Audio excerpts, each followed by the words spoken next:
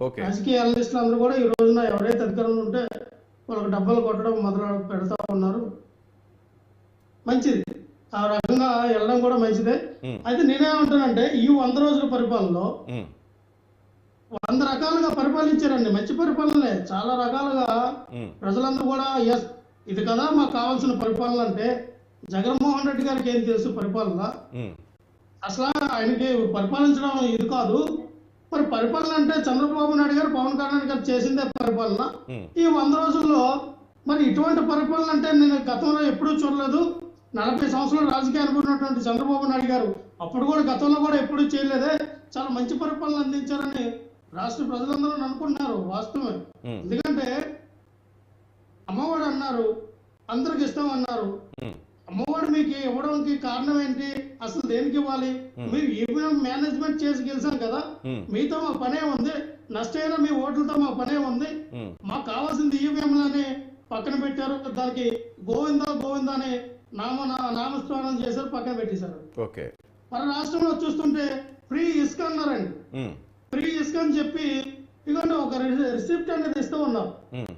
ఆ రిసిప్ట్ లో ట్రాన్స్పోర్ట్ ఛార్జీలు వచ్చేమో 9,276 రూపాయలు ఉంటే 9,276 రూపాయలు ఉంటే ట్రాన్స్పోర్ట్ ఛార్జీలు. ఒక ట్రక్కు ఇసుక ఇంటికి తీసుకెళ్తే టోటల్ అమౌంట్ చూడండి 16,640 రూపాయలు టోటల్ అమౌంట్ వేశారు. అంటే మిగతా 7,000 దేనికి వేస్తారు కూడా ఈ బిల్లులో వాళ్ళు మెన్షన్ చేయాల. ఈ బిల్లులో ఎక్కడ కూడా ఇది రిసిప్ట్ అండి, ఇది శాండ్ రిసిప్ట్. ఎక్కడ కూడా మిగతా 7,000 దేనికల్లా తీసుకున్నారు కూడా వాళ్ళు మెన్షన్ చేయాలి. అంటే ఒక్కొక్క నియోజకవర్గానికి ఒక్కొక్క రేట్ వేశారండి. లక్ష్మణరావు గారు, మీరు చెప్తున్న రిసిప్ట్ ఎక్కడ, ఏ ఏరియా సార్? మీరు చెప్తున్న రిసిప్ట్ ఏ ఏరియా సార్? ఇది వచ్చి చింతాకుల వీరబాబు గారు, Rajamahendravaram. Rajahmundry. Okay, right sir. Rajamahendravaram అండి. అక్కడ జరుగుతుంది సార్. చెప్పండి. ఒక్కొక్క నియోజకవర్గానికి ఒక్కొక్క రేట్ పెట్టారు సార్. చీపురుపల్లి నియోజకవర్గానికి వచ్చి ఒక ట్రక్కు ఇసుకొచ్చి 35,000, గజపతినగరం వచ్చేసరికి 42,000, విజయనగరం వచ్చేసరికి 45,000, బొబ్బులు వచ్చేసరికి 35,000, అలాగే సాలూరు వచ్చేసరికి 37,000. ఇలా ఒక్కొక్క నియోజకవర్గానికి ఒక్కొక్క రేట్ పెట్టడం జరిగింది. అంటే ఇసుక రీసులు ఎక్కడైతే ఉన్నాయో అక్కడ ఒక 5,000 అటు ఇటులో ఉన్నాయండి. ఆ ఇసుక రీసులతో దూరం ఉన్న ప్రదేశంలో 50,000, 55,000 ఆ రేంజ్ లో మరి ఇస్తూ ఉన్నారు. అంటే వీళ్ళు ఒక టన్ను ఇసుక ఎంతకి ఇస్తూ ఉన్నారంటే 1,894 రూపాయలు ఒక టన్ను ఇసుక తీసుకోవడం జరుగుతుంది. సో ఆ రేంజ్ లో మనం చూస్తే ఈ రోజున ఈ ట్రాన్స్పోర్ట్ ఛార్జీలు కావనియండి, ఈ తీసుకున్న ఒక టన్ను ఇసుక కావనియండి, మొత్తం మన ఇంటికి వచ్చేసరికి 30,000 నుంచి 40,000 రూపాయలు పడతా ఉంది. గతంలో వైఎస్ఆర్ పార్టీ అధికారంలో ఉన్నప్పుడు ఒక ట్రాక్టర్ ఇసుక వచ్చేసరికి 5,000, ఒక లారీ ఇసుక వచ్చేసరికి 18,000, 15,000కి వచ్చేదండి. ఎంత డిస్టెన్స్ మీరు ఎంత వేసుకున్నా మహా అయితే 20,000-22,000 ఉండేది పెద్ద డిస్టెన్స్ వేసుకున్నా. అంటే ఎవరికి వచ్చేది సార్? అది ఎవరికి వచ్చేది? లక్ష్మణరావు గారు, మీరు చెప్తుంది కరెక్టే. 5,000, 15,000 ఎవరికి వచ్చేది? ప్రజలకు వచ్చేదా, వైసీపీ నేతలకు వచ్చేది? అది కూడా క్లారిటీ ఇవ్వండి. మీరు ఇప్పుడు ఇంత 5,000, 10,000 వచ్చేదంటే ప్రజలకండి, వైసీపీ నేతలు కాదు. ఈ రోజున చంద్రబాబు నాయుడు గారి ట్యాక్స్, పవన్ కళ్యాణ్ గారి ట్యాక్స్, నారా లోకేష్ గారి ట్యాక్స్, ఆ స్థానిక ఉన్న ఎమ్మెల్యే, ఎంపీ ఉన్నటువంటి ప్రెసిడెంట్ కి ట్యాక్స్ కట్టాలి. మాకు ఆ రోజున ఏం ట్యాక్స్ లేవు. జే ట్యాక్స్ అని అప్పుడు కూడా వీళ్ళని మిమ్మల్ని కామెంట్ చేశారు కదా సార్. జే ట్యాక్స్ అని అప్పుడు టీడీపీ కూడా కామెంట్ చేశారు. ఈ రోజు చెప్తా ఉన్నారు 100 రోజుల పరిపాలన, 100 మానభంగాలు, 100 హత్యలు, చూస్తే 100 అవినీతి పనులు, అక్రమాలు, ఎక్కడ చూసినా దౌర్జన్యాలు ఇవే కనబడుతూ ఉన్నాయి ఈ 100 రోజుల పరిపాలనలో. మా కార్యకర్తలు ఇంటిపైన దాడులు, మా నాయకుల ఇంట్లో పైన దాడులు, మాజీ ఎమ్మెల్యే మినిస్టర్ల ఇంటిపై దాడులు. అలాగే ఈ రోజు చూస్తే విజయవాడ వరద బాధితుల్లో కూడా 450 కోట్లు మాకు సీఎం రిలీఫ్ ఫండ్కి వచ్చాయని చెప్పారు. మంచిదే. ఏం చేశారయ్యా అంటే 386 కోట్లు అంట పులిహోర పొట్లాలకి మేము ఇచ్చామన్నారు. పులిహోర పొట్లాలు ఎక్కడి నుంచి తీసుకొచ్చారండి? కనకదుర్గమ్మ సన్నిధి నుంచి తీసుకొచ్చారు. ఉచితంగా ఫ్రీగా ఇచ్చారు.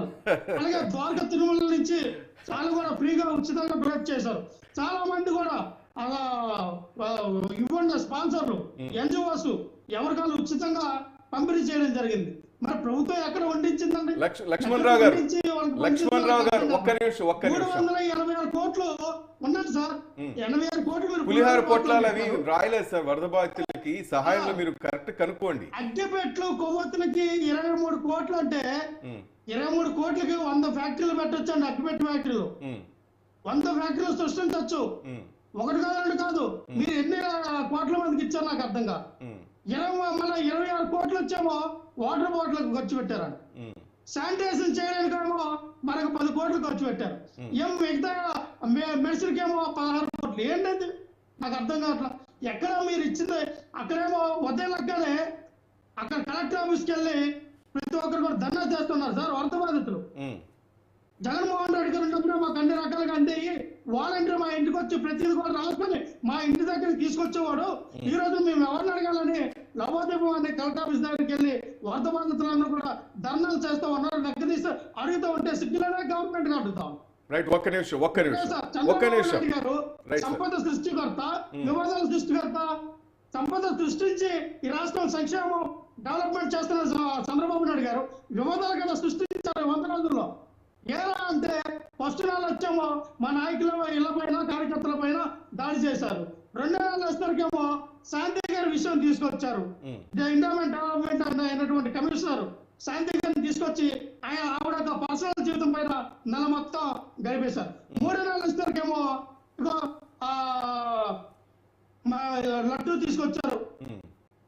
4 నెలలు ఇంకో విషయం, ఇప్పుడు 5 నెలలు వచ్చేసరికి ఇంకో విషయం తీసుకొస్తారు.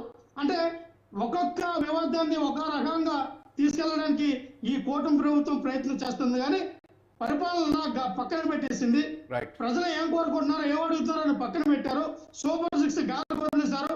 అన్నిటికి గోవింద గోవింద అని చెప్పి పంగనామాలు పెట్టారు తప్ప ఈ ప్రభుత్వం 100 రోజుల పరిపాలన ఫెయిలియర్ అయింది. ఖచ్చితంగా ఎక్కడ కూడా ఎటువంటి కూడా ఏమిచ్చారా అంటే 100 రోజులకి వృద్ధాప్య పెన్షన్ ఇస్తానన్నారు, ఇచ్చారు. అందులో 3,75,000 మందిని ఇప్పటి వరకు కూడా ఏరేశారు. అంటే గతంలో 69 లక్షలు పెన్షన్లు మేము ఇస్తే ఇప్పుడు ఎంత దిగిపోయారంటే సుమారు 65 లక్షలు దిగిపోయారు. అంటే 4 లక్షల పెన్షన్ తీసేశారండి.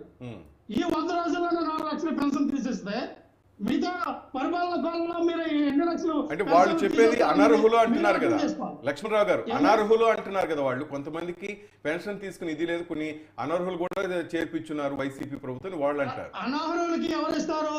అధికారులు గుర్తుకోవడానికి పొందమేరా ఆ రోజున అనర్హులకి ఎలా ఇస్తారండి? అర్హులైతేనే ఇస్తారు. మా యొక్క ప్రభుత్వంలో ట్రాన్స్పరెంట్ గా జరిగింది. ఇలా కాదండి. ఈ రోజున ఒక పథకం నిన్న కూడా చెప్తా ఉన్నారు. ఎవరైతే వరద బాధితులు ఉన్నారో అక్కడ పార్టీ వాళ్ళగా వీళ్ళు పంచడం జరిగిందంట. అక్కడ కూడా పార్టీ చూసుకుంటావా? అంటే నీ టీడీపీ కార్యకర్తలు, జనసేన పార్టీ కార్యకర్తలు వరదలో ఇల్లు మునిగిపోతే వాళ్ళకి డబ్బులు వేస్తారా? మిగతా వాళ్ళకి వేయరా? రైట్ 1 మినిట్ పరిపాలించడానికి అందరూ ఆ రాష్ట్రంలో ఉన్నటువంటి ప్రజలు బడుగు బలమైన వర్గాలందరికీ పరిపాలించడానికి అధికారంలోకి వచ్చావా? నీ పార్టీ కార్యకర్తలకి పరిపాలించడానికి అధికారంలోకి వచ్చారా మీరు? Right 1 minute right okay YCP right okay. Kusum Kumar గారు ఏమంటారు మేడం? సార్ చెప్తుంది కరెక్టేనా లక్ష్మణరావు గారు చెప్తున్నట్టు? రచ్చబండ కార్యక్రమంలో నాతో పార్టిసిపేట్ చేసిన వాళ్ళకందరికీ నమస్కారం అండి. శ్రీనివాస్ గారు మీకు నమస్కారము. లక్ష్మణ్ గారు అధికారం కోల్పోయిన తర్వాత వీళ్ళకి మెంటల్ వచ్చినట్టు ఉండదండి. ఎందుకంటే ఈ 100 రోజుల పాలన బ్రహ్మాండంగా ఉందని చెప్పి ప్రజల్లోకి ఎక్కడికి మా టీడీపీ నాయకులు కానీ ఉమ్మడి పార్టీ యొక్క నాయకులు జనసేన కానీ బీజేపీ వాళ్ళు కానీ ఎవరు పోయినా కూడా బ్రహ్మాండంగా ప్రజలు స్వీకరిస్తా ఉన్నారు. వాళ్ళు చేసేటటువంటి మంచి పనుల వల్ల వాళ్ళకి ఒక బ్రహ్మరథం పడతా ఉన్నారు. అదే వైఎస్ఆర్ కాంగ్రెస్ పార్టీలో వీళ్ళు దాంకునే పరిస్థితి వచ్చింది. వీళ్ళ నాయకులు కానీ ఇది గడప గడప అని ఒక ప్రోగ్రాం చేశారు.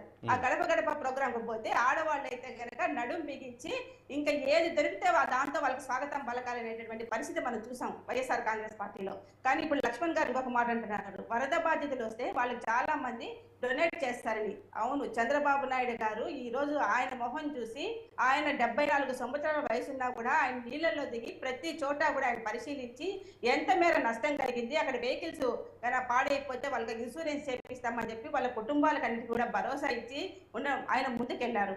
కాబట్టి చాలా మంది ఈ రోజు చంద్రబాబు నాయుడు గారిని ఈ బ్రహ్మాండంగా రాష్ట్రాన్ని పరిపాలిస్తా ఉన్నారు. ఇటువంటి పరిస్థితి